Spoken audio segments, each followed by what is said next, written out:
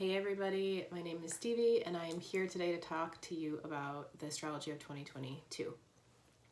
If you're interested in 2021, I have a video all about that, a year in review, what went down astrologically.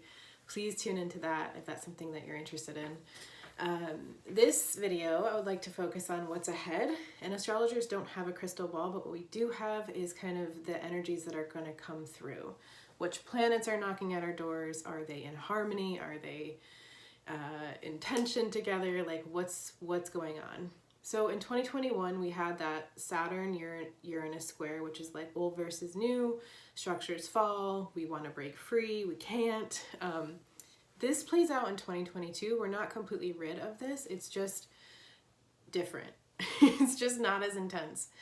So in the background, we still have this like old versus new, us being in the old cycle and us heading into a new cycle of time, and us trying to figure out our place in that, where we can break free, what doesn't work for us anymore. And there still will be a little bit of like pushback, some blockages. Saturn is still going to be in Aquarius, which means that a couple of things. Saturn and Aquarius can sometimes feel like we're restricted, like we can't get together as a community, we can't see our friends, we can't travel. Like these things are kind of Saturn in Aquarius energy, but it's also like, what is your responsibility in the collective? What's your individual responsibility in your community? Where do you need to show up? What do you need to do? Saturn is all about being responsible, being disciplined. Where's your place? What structures do we need to build for humanity? So with every planet alignment, we have some things that are hard and some things that, and then there's still like the invitation. So the invitation is, what is our place in humanity? What structures do we want to build for the group? And I think part of that too is just us questioning like our inner authority. Are we looking for someone to save us outside of ourselves, or looking for in the external world for us to go back to normal, or to build the structures that are best for us when we know that, and historically speaking, that has not worked?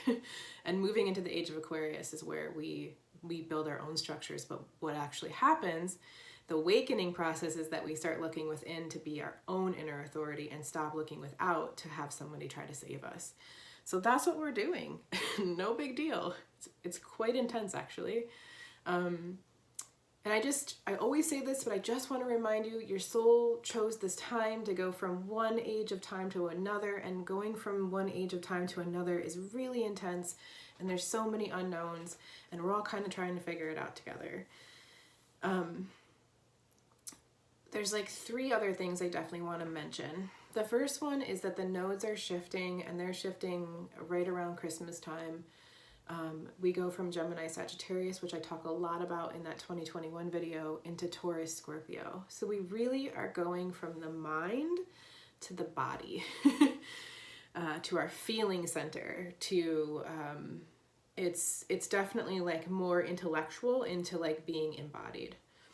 The South Node in Scorpio, which means that's like what we're going to see the shadow of, and what we're kind of trying to work through.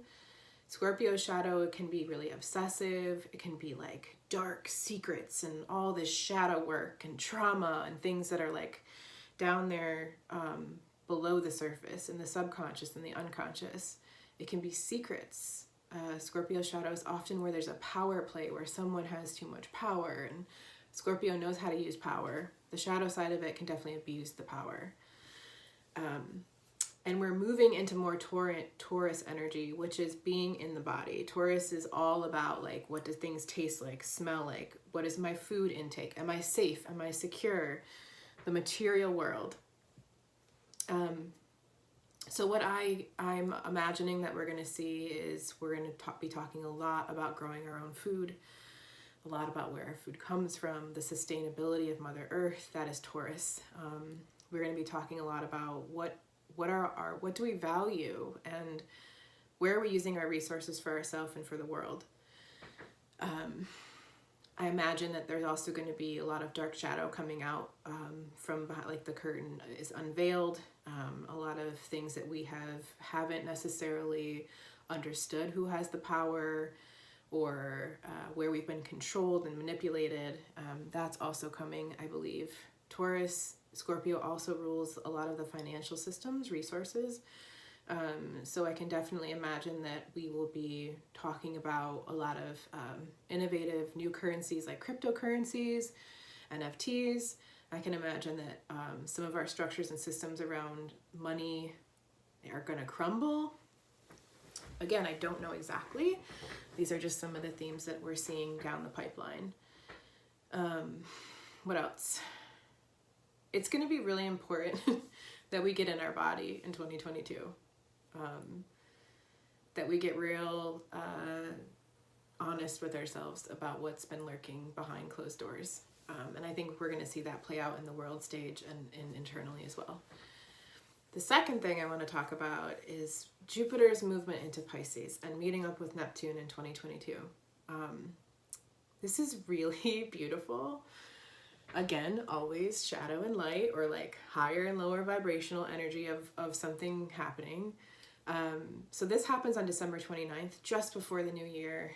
Jupiter moves back into Pisces, and it was there for a brief moment in 2021. We got a little taste, but most of this year was not. In 2022, Jupiter being in Pisces means more creativity, more compassion, more spirituality, more sensitivity, more emotions, more intuition. And it also means more disillusions, or being trying to escape your problems sometimes, and not necessarily knowing what's true or not. Pisces is brilliant, and I think this is really beautiful combination of us moving into Taurus energy, which is in the body, the material world. Pisces understands like how to detach from the material world and be in the subconscious and the unconscious, in the soul self. So I think it's a really beautiful combination. I completely forget what astrologer said this, but I heard that when Neptune and Jupiter came together, I don't know if it was last time or sometime, this happens about every 12 years, the Neverending Story was created, and as was Fantasia. Not in the same years, but those were both Neptune, Jupiter conjunctions. So just imagine, it's like really big imagination, really big creative energy. Like, what does it even mean to be in the material world? We can create our own world, our own reality, using our own imagination. And that's true. I mean, as spiritual beings, we create our reality based on our thoughts and beliefs and who we're around, right? And I think it's gonna be interesting to see like what even is reality in 2022. I don't know. In April, Neptune and Jupiter come together. That was when those movies were created. This is also when like Nikola Tesla was born, and a few other people that are really, really interesting public figures. And maybe I'll do like a whole written post about like the history of when this happened the last time, because I really like digging back into the past to kind of see what we can expect. But yeah, Pisces is water, Neptune is water, Jupiter expands everything. So also expecting a lot of water. I don't know, water natural disasters, water, flooding, things like this. We can expect more of this, more feelings, more emotions, like more tears. It's going to be really important that we have our feet on the ground while we're kind of in this like more imagination land. So being out in nature, eating nourishing foods, growing your own food, anything that kind of connects you with the earth. You know, black stones are very grounding. These kinds of things are going to be really helpful. And also, I'm just really excited to kind of let our imaginations run wild and see what comes out. Something else we can expect is that the news media is going to be really in the public eye.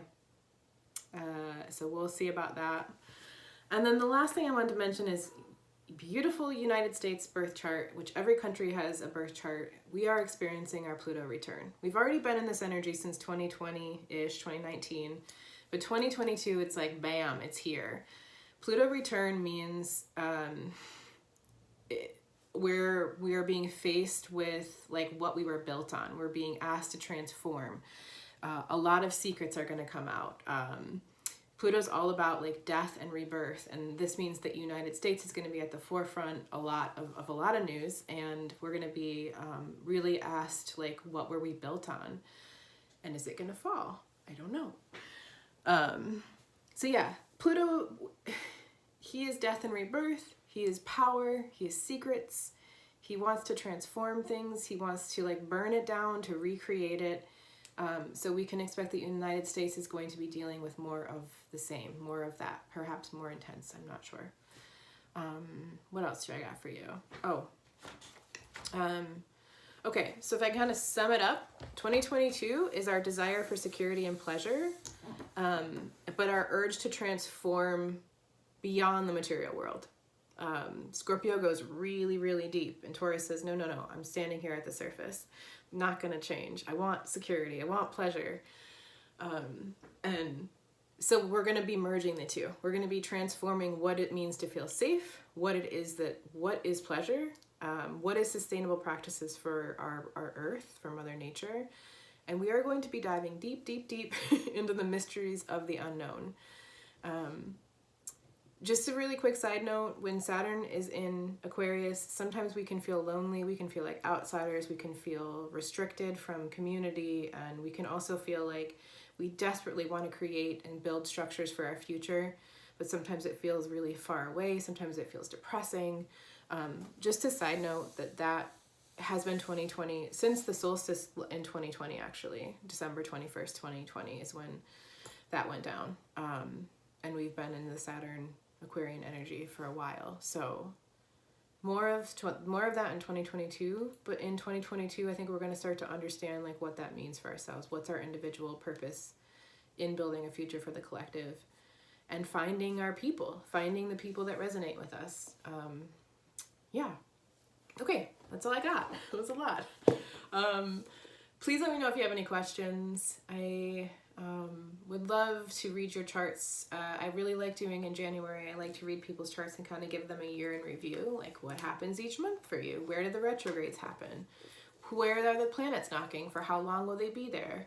Or if you just want to dive deep, deep, deep into your birth chart and like why your soul is here, what you're meant to do, where are your challenges, where are your gifts, like where's your fears from lifetimes ago, where's your trauma?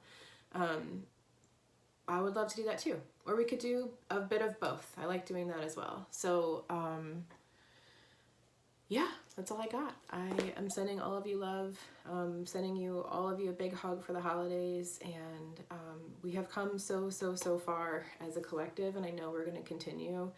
And we've all grown so much. And I think we need to spend some time kind of reflecting on that and being proud of ourselves, like patting ourselves in the back, like we've been through a lot, right? We're still here, we're still trying, we're still opening our hearts and trying to remember who we are, right?